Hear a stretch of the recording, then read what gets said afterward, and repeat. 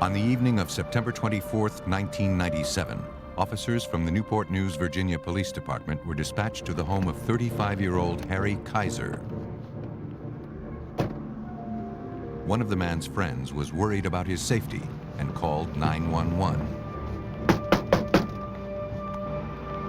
When the officer arrived a few minutes later, no one appeared to be home.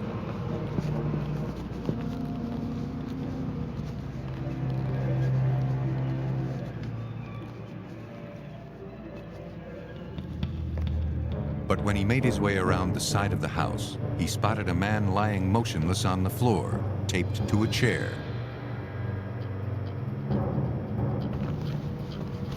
Unsure if the attacker was still in the house, the officer cautiously made his way inside. After securing the scene, he went to the victim's aid.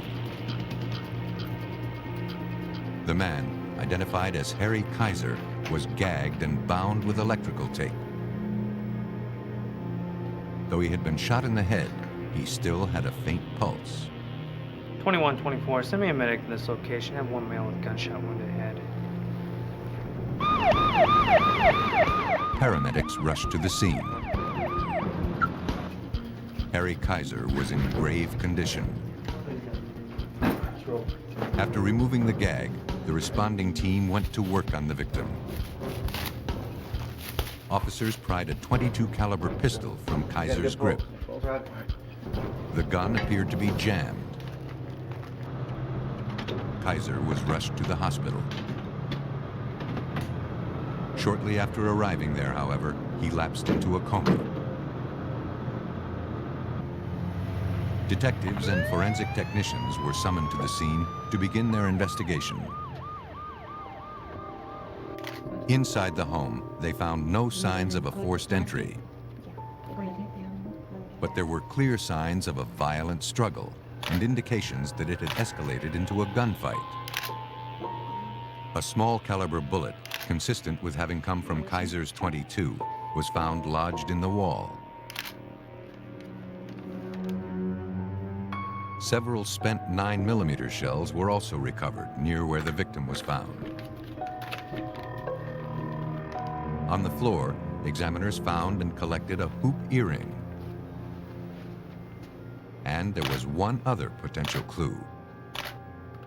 The title to Kaiser's Porsche, which was still parked in the driveway, was found lying out. All of the items were collected and sent to the crime lab. Noticed mostly was there was two taillights in Detectives began interviewing Kaiser's neighbors. Someone never seen him before in the area. Only one had useful information. Got into a vehicle. A few hours earlier, a man who lived across the street saw a tall, dark figure rush toward a vehicle parked in front of Kaiser's home and then quickly speed away. But the witness hadn't been wearing his glasses at the time and could offer no description of the man he saw.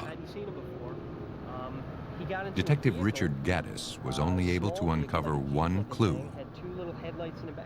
This witness did note that the vehicle that this figure got into had a high third mounted tail light on the back of it.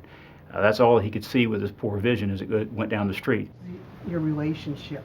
Hoping to find more useful information, investigators turned to the woman whose 911 call brought police to Kaiser's home the night before. She explained that Kaiser was selling his Porsche through a newspaper ad. He had told her that one prospective buyer, a tall, young African-American male, called him on his cell phone repeatedly and dropped by the house unannounced on a few occasions. The friend stated that shortly before the shooting, Kaiser called her and said the buyer had stopped by again. After a brief visit, the man left, saying he was going to the store and would return shortly. But Kaiser sensed that he was up to something. He armed himself with his .22 caliber pistol and asked his friend to call him back in half an hour. No, I don't. No, it's like in the middle of the transaction. When she did, there was no answer. Now, what about the... Though detectives were certain that the car deal had somehow turned violent, they struggled to identify a suspect. Investigators hoped that an examination of the physical evidence could help them develop a profile of the man responsible for the assault. Technicians at the Newport News Police Crime Lab processed the victim's clothes for any stray hairs or fibers that may have been left behind. But other than the tape used to bind Harry Kaiser, examiners found nothing.